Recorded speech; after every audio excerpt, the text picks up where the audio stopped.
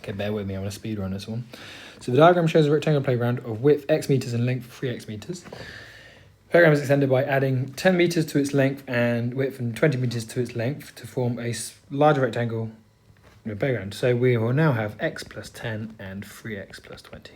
Okay, now apparently the area of this is double the area of this. So if we set the original one, the original area will be this times by this. So it's going to be x times by 3x. So that's going to be 3x times by x, 3x squared.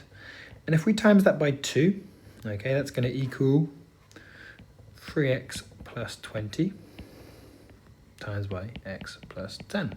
Okay, so now it's just a matter of tidying it up. So we're going to end up with 6x squared equals 3x times by, turn those math results off, they're absolute pain.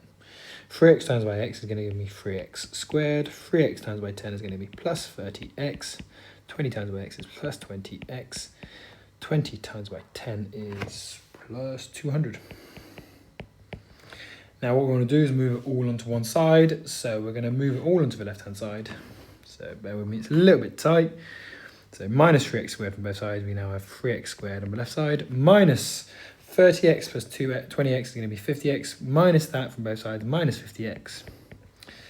Minus 200 equals 0. Okay, so that's part 1 done. Now part 2 is way easier.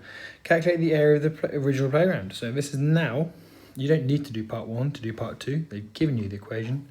You can work out what x is in this quadratic. Now I do not suggest using factorizing, but you can if you want. But just put your a is 3, b is minus 50, c is negative 200, and you're going to use the quadratic formula. So it's going to be minus b, so minus 50, plus the square root of b squared, so it's going to be minus 50 squared. It's always a good idea to put your things which you're substituting in brackets, just so that the minus here gets cancelled out when it's squared.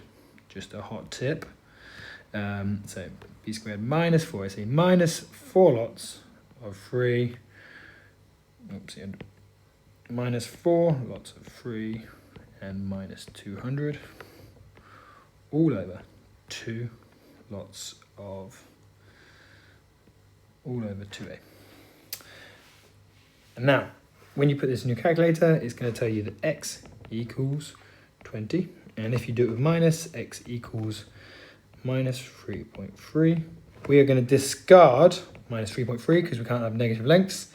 So this tells me my width was originally 20 and my length was originally 60. So 20 times by 60 will give me 1,200. So the answer is 1,200 meters squared. All right,